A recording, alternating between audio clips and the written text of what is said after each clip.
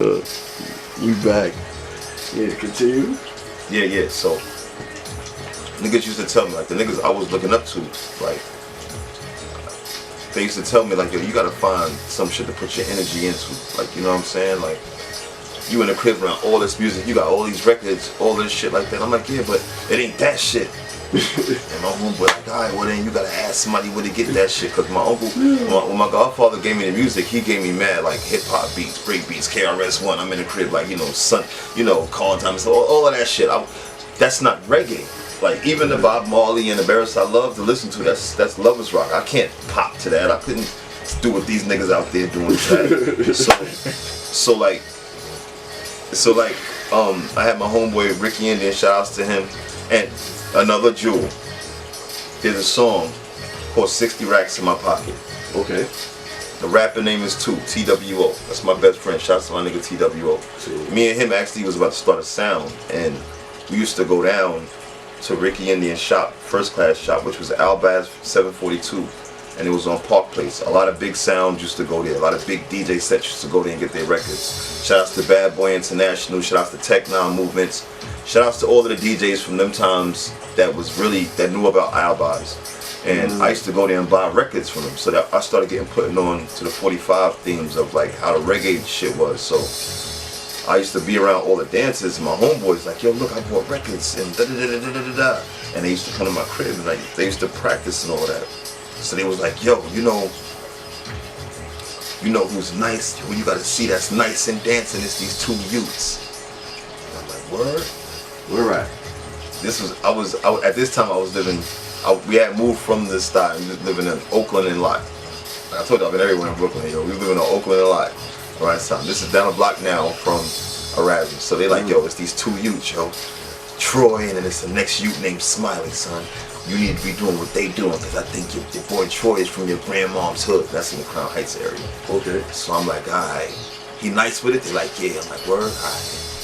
So I start scoping it out. I start going like certain parties and all that. And then one day I go to a party, and I see Troy and Smiley, and they dance at this party. Where this party at? This was, I don't even remember the area, cause like niggas used to just sporadically just throw parties, and you just hear about it word from mouth, and you just, you know, you roll over the click and y'all click out and y'all just roll. I think this party was somewhere like, it was somewhere in Crown Heights. I can't think of the name of the place, but I'm watching these niggas dance, bro. What's the dress code? What's the dress code? The dress code is, alright, you got, everything is oversized at this time. It's fly oversized. It ain't Soulja Boy oversized yet. It ain't. Okay. We not there yet. We not there yet. But it's like around this time, niggas is like Yo, check out the boom shots, you know. Yo, big up boom shots. Boom shots. Big up boom shots. But me, see, it's different. Eli, what up, man? It's different with me because I was always a youth. I used to just wear beer white t-shirts anyway and just match up the foot game. That was my whole thing. So it's you like got some even feet on right now. Man. Yeah, the shadow backboards. You know, these those right there. I'm trying to get a hold of those and the OGs to them. You feel me? You heard me? You heard me, boy? Doing those right there. You got some shadows. I got some shadows, man. Something light, man. Foot game alert. You heard me? Yeah. That's some shit, but the way I used to always, honestly, I ain't even gonna lie to you, like it brings me into another story about, so when you said what was the dress game like? Yeah. That brings us into another story where I gotta bring one of my Codys into this. Okay. So the dress game for me at a time period point was white t-shirts and just keeping my foot game fresh and just having a decent pair of jeans on. Then I was corrupted by this youth. I was corrupted. Shouts to BSV, man. Love y'all niggas, you heard? Shouts to BSV. I was corrupted by this youth named Polo. You heard? What up? Shouts to my man Tor. Shouts to Tor, my man Polo. And my man T.E. Terry, you know, usual Franklin Ave shit, man. T.E., what up? Like, once you know the history of Franklin Ave, you already know how the lingo go and how it go. You know, I don't want to put too much out there, but like I said, I'm a Franklin Ave nigga. Long story short, Dots Connect. and them t-shirts started turning into $500 suits, like outfits, full outfits. I'm 16, 17 at the time. You hear what I'm saying to you? Like, we can fathom it now. Like, you know, time, history repeats itself. Like, now you got the youngins with the Balenciaga S's on and all that. Like, you know, that's cool. You know, the Michael Mary's on, that's cool. To each his own for every time period. You know what I mean? But at the time, my nigga, like, you understand. Y'all young niggas don't understand. Like Iceberg had just dropped, bro. Like, y'all don't even understand what I'm saying to you. Iceberg had just dropped. Iceberg jeans just dropped. The Fantasia and the Mickey collection was stupid. You hear me? The Pepe Le Pew collection. Niggas was stepping out on something different. Every Disney character you can imagine was on Iceberg at the time when I got my shit up. You hear? Like, I could tell you the stories on the fashion, man. You won't believe it, man. You will not believe it. And we was young niggas, and I didn't have a job. So, you know, me and a few of my constituencies, we was going shopping via Credit Wise. You know, shout out to One Love.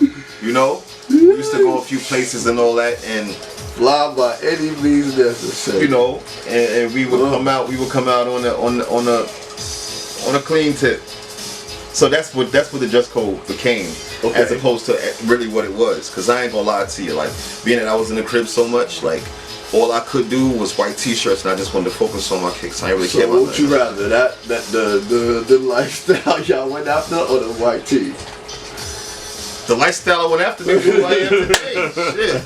But you know what? I'm just trying to see what makes sense. But you know what? The white tee can always humble you, because it can bring you back to making you always remember, like, nigga, it wasn't always the humble this factor, other than that. You know what I mean? So reset. But the real reality, my nigga, like, I ain't gonna lie to you. Like, I was out there going in these stores, and I was getting one foot and going to the other store and catching the right. I would come home.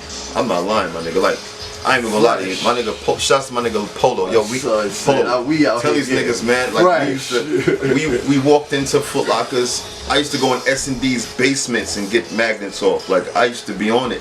Oh, this is nice. This what we wearing the BEC next week? Okay, cool. Nigga, I look at the mannequin like we got a problem. Oh, word. All right, cool. All right, Muhammad Ali, Iceberg. How much is that shirt? $564. Where y'all located? And then we would. That's the transition of it. Because if you that guy with the white tee at these times and periods, and you going into these clubs, no one's paying attention to you. You just a sweaty nigga in the white tee. That's all you become. You heard? Let that be a rule for all of the upcoming dances. And anything you do, even if you're gonna do it wrong, make sure you're gonna do it right. If you're gonna do it wrong, make sure you're gonna do it right. Be fresh at all times. Do not come out here looking crazy thinking we give a fuck about a sob story anymore. It's 2020. Like, once you hear one sob story, they all sound the same. Once you know a camera is rolling, get it. You hear me? Get it how you live. That's what we was doing. Get it how you live, man. Come on, get it how you live. Get to it. Definitely. So now, what was the dance you was after that these dudes was doing, or what was the style that you saw that inspired you to say, I gotta take what I'm doing to a whole nother level? What were you doing? I saw, alright, at a time when everybody was all aggressive with their dance styles, Flatbush, alright, here it is, this is what it is. In the style, everybody's aggressive. In Crown Heights, it's a balance in the middle. And then when you go to Flatbush, everything is smooth. Right? So, being that I went to school in Flatbush, I caught the dynamics of the smooth shit. I said, okay, charisma, personality, charm. Right. And you come up to Crown Heights, and it's those three, but it's wittiness, and then there's aggression. Then you come to the style. There were spots in the style called the Lion's Pit, the Lion's Den.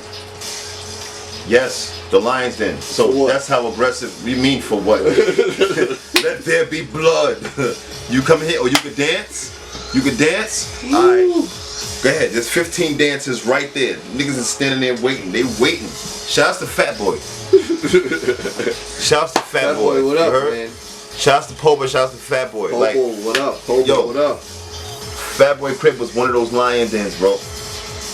There's places you had to battle your way out. I'm not even this nigga laughing. There's places you had to battle your way out. I mean like literally like battle. Son said he a dancer. Don't let that word catch fire around the room. Oh, he came in here OD fly. Oh, you one of them fly? Oh, Son said he a dancer. Son said he a dancer. Son said he a dancer. 500 niggas want your head. 15 niggas is up front. Challenge. This is what we was doing.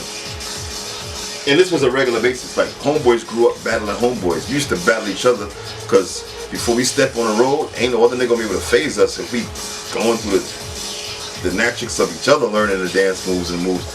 Nigga. Alright. So before you would get to perform or flex in Brooklyn, what is the temperature like between these three hoods? Like who's battling? Who's seeing each other where? Like who are you coming across in your journey because you have this lane that's pretty much open to you? So you could say you've seen a lot of stuff from Flatbush all the way back to Bed-Stuy. Alright. I don't know, somehow, some way, my name catches wind. It started from my very, very, very, very, very first, like, big, major battle. Where? It was in front of Sal's. Where is that at? Eastern Parkway and Franklin Avenue. Okay. Shout outs to Martin, Suspense. Shout outs to Motion. What up, Motion? What's up? You heard, Motion? Shout outs. Shout outs to all the Suspense. You heard? Well, rest in peace to Cat. Shout outs to my nigga Wagner. Shout outs to Mantha. Shout outs to Bingy. This is proof. This is proof that willpower, determination can take you very fucking far. It was the last day of school. Crown Heights, it was Prospect.